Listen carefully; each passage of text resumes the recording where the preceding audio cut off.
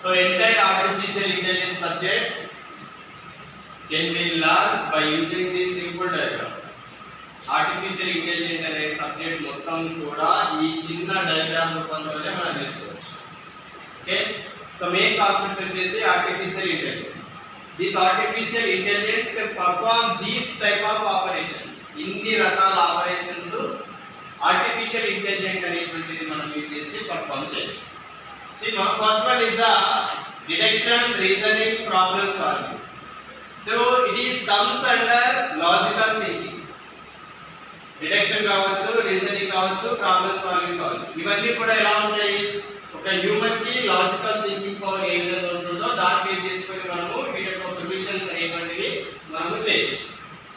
Okay, so detection, reasoning and problem solving is totally related to the manual thinking and as well as logical thinking. Okay, and second one is the knowledge representation. Based on the instruction of the user, based on the command of the user, we give related knowledge to the user. Knowledge representation means what are the instruction we are accepting from the user. Based on that, they can generate a knowledge. ఇంతకు కూడా చెప్పాను, మనం ఒక instruction ఇస్తే దానికి తగ్గట్టు వీడియోని prepare చేస్తుంది, పీపీటీని ప్రిపేర్ చేస్తుంది, డాక్యుమెంట్ ప్రిపేర్ చేస్తుంది, ఎనీథింగ్. జస్ట్ మనం దానికి ఒక టైటిల్ అనేటువంటిది ఇచ్చేస్తే దానికి సంబంధించిన డేటా అంతా కూడా ప్రిపేర్ చేస్తుంది. దాన్ని మనం ఏమంటామంటే నాలెడ్జ్ రిప్రజెంటేషన్ అని అంటాం.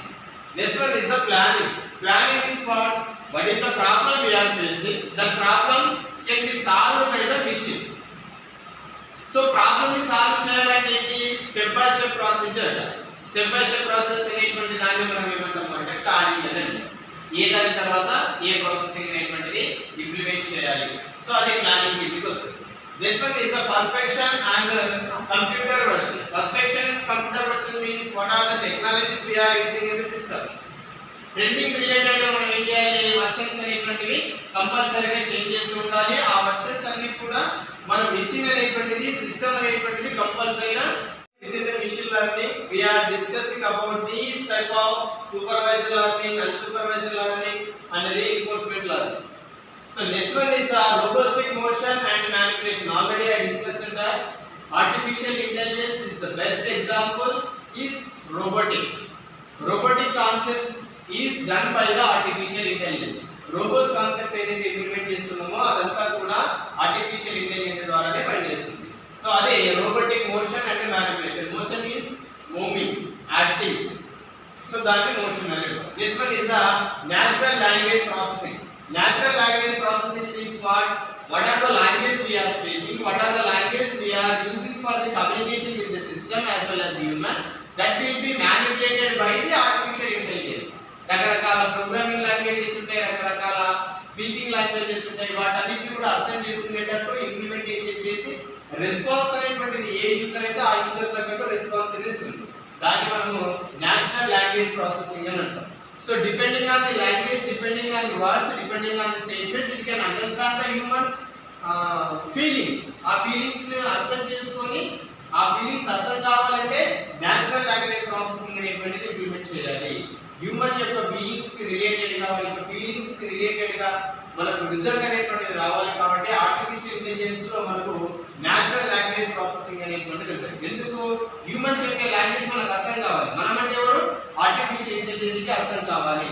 దానికి అర్థం కావాలంటే మనం ఇక్కడ ఏం ఇంప్లిమెంట్ చేస్తుందంటే న్యాచురల్ లాంగ్వేజ్ ప్రాసెసింగ్ అనేటువంటి కాన్సెప్ట్ ని మనకు ఇంప్లిమెంట్ చేస్తుంది. ఎందుకు అంటే హ్యూమన్ యొక్క లాంగ్వేజ్ ని బేస్ చేసుకొని వాళ్ళ యొక్క ఫీలింగ్స్ ని అర్థం చేసుకుంటూ, మన యొక్క రిక్వైర్మెంట్ ని అర్థం చేసుకుంటూ వాడికి రెస్పాన్స్ అనేటువంటిది ఇవ్వాల్సి ఉంటుంది.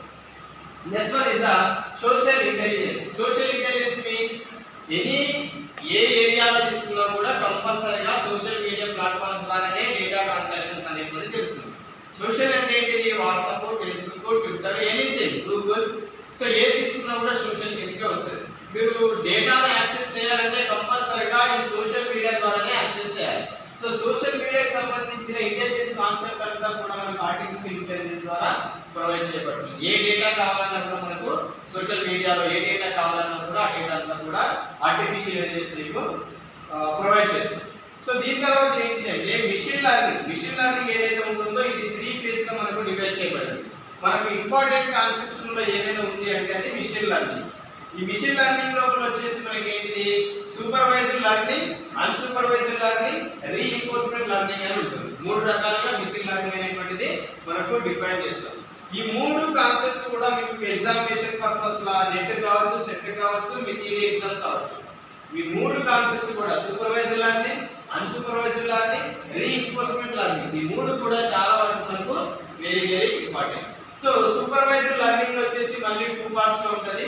Decision tree learning and associative learning.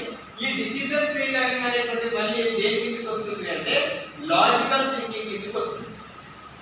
So depending on the situation, depending on the condition given by the user, the artificial intelligence will take the decision. ఇచ్చినటువంటి ఇన్స్ట్రక్షన్ కావచ్చు, కండిషన్ కావచ్చు, వీటన్నిటిని బేస్ చేసుకుని మనకు ఏం చేయాలి, ఆర్టిఫిషియల్ ఇంటెలిజెన్స్ అనేటువంటిది ఒక డిసిజన్ తీసుకోవాలి. అది ఇక్కడ మనకి ఇంప్లిమెంటేషన్ వస్తుంది. నెక్స్ట్ వచ్చేసి ఏంటంటే అసోసియేటివ్ లెర్నింగ్. అసోసియేటివ్ లెర్నింగ్ అంటే ఏంటంటే మిషన్ కి కొంచెం మనం ట్రైనింగ్ ఇచ్చేస్తాం. ట్రైనింగ్ ఎలా ఇస్తాము, ఆపిల్ పండ్స్ అన్ని కూడా ఈ కలర్ లో ఉంటాయి, ఈ షేప్ లో ఉంటాయని ఒక ట్రైనింగ్ ఇచ్చేస్తాం. తర్వాత ఏంటిది బనానాస్ వచ్చేసి ఒక కలర్ లో ఉంటాయి, ఒక షేప్ లో ఉంటాయని చెప్పేస్తాం. అయితే అప్పుడు ఏం చేస్తున్నది ఆర్టిఫిషియల్ లాగా మనకు ఆపిల్ మాదిరి ఏముంటది, జామ పండు ఉంటుంది. ఈ అసోసియేటివ్ లెర్నింగ్ ఏం చేస్తుంది అంటే ఒకే రకానికి సంబంధించిన డేటా అంతా సపరేట్ చేసేస్తున్నారు. క్లియర్ కట్ ఇన్ఫర్మేషన్ ఉండదు, అక్కడనేమో క్లియర్ కట్ ఇన్ఫర్మేషన్ అనేటువంటిది ఉంటుంది. ఇక్కడ అసోసియేటివ్ లెర్నింగ్ అనేటువంటిది ఏం చేస్తుందంటే ఇంకో రకంగా చెప్పాలంటే మీకు అన్ని ఒకే రకమైన షేప్ లో నేను ఒక సైడ్ పెట్టేస్తుంది. ఇంకో రకంగా చెప్పాలంటే నేను చాక్ తీసుకున్నాను అనుకోండి, చాక్ పీస్ తో పాటు ఇంకేదైనా యూజర్ అవసరమా, ఇంకేదో అవసరము, మనకు డస్టర్ అవసరం, ఇంకేం అవసరము, మార్కర్ అవసరం, ఇవన్నీ కూడా ఆటోమేటిక్గా ప్రొవైడ్ చేస్తుంది. అసోసియేట్ అంటే దానికి రిలేటెడ్ గా ఏవేవైతే ఉన్నాయో కాన్సెప్ట్స్, ఆ కాన్సెప్ట్స్ అన్నిటిని కూడా నీకు ప్రొవైడ్ చేసి ఇన్ఫర్మేషన్ ఇచ్చేటువంటి దాన్ని మనము అసోసియేటివ్ లెర్నింగ్ అని అంటాం. Next one is the inductive logic learning. It can perform the operation in depth. ఇంకా ఏమైనా డెప్త్ గా ఉందా అంటే ఆ డేటా ఏదైనా ఒక డేటాను మనం అడిగామంటే ఆ డేటాకు ఎంతవరకు అయితే పాసిబిలిటీ డెప్త్ ఇన్ఫర్మేషన్ అవసరమో అంతవరకు డెప్త్ ఇన్ఫర్మేషన్ అంతటిని కూడా మనకు ప్రొవైడ్ చేస్తుంది. అలా ప్రొవైడ్ చేసేటువంటి దాన్ని ఇండక్టివ్ ప్రోగ్రామింగ్ అని అంటారు. And this one is the supportive vector mission. Supportive vector mission means what? What are the related concepts we have to be implemented in the artificial intelligence that will be gathered.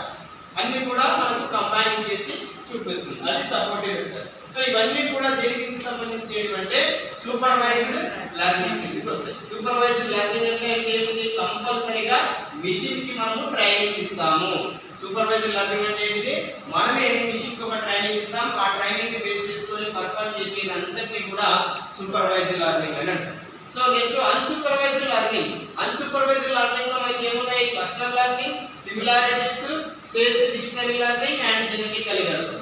Unsupervised learning అంతా కూడా ఏంటి అంటే మనము 100% training ఇయ్యము, కానీ డేటాను provide చేస్తాం.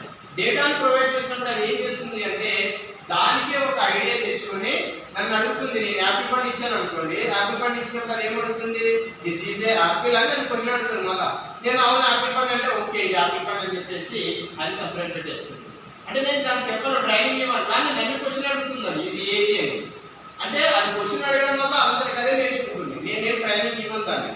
So అలా చేసుకునేటువంటి దాన్ని మనం ఏమంటారంటే అన్సూపర్వైజ్డ్ లెర్నింగ్. అంటే ట్రైనింగ్ ఇవ్వని దానికి అదే నేర్చుకుంటుంది, అదే ఐడెంటిఫై చేస్తుంది, అదంతరికి అదే ఐడెంటిఫై చేసేటువంటి ప్రాసెస్ ని అన్సూపర్వైజ్డ్ లెర్నింగ్ అని అంటారు. Supervised learning means we are giving the training. Unsupervised means we are not providing any training to the machine.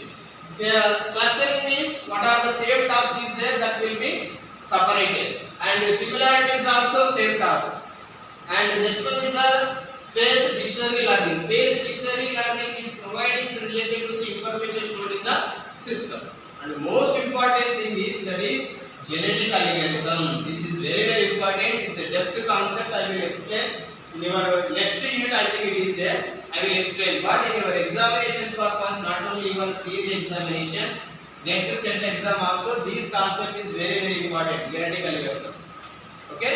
So genetic algorithm, clustering, these two are very important for your entrance examination as well as your external examination.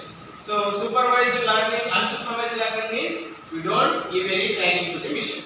And next one is the reinforcement learning. So reinforced learning is mainly classified into biased network learning and natural networking learning.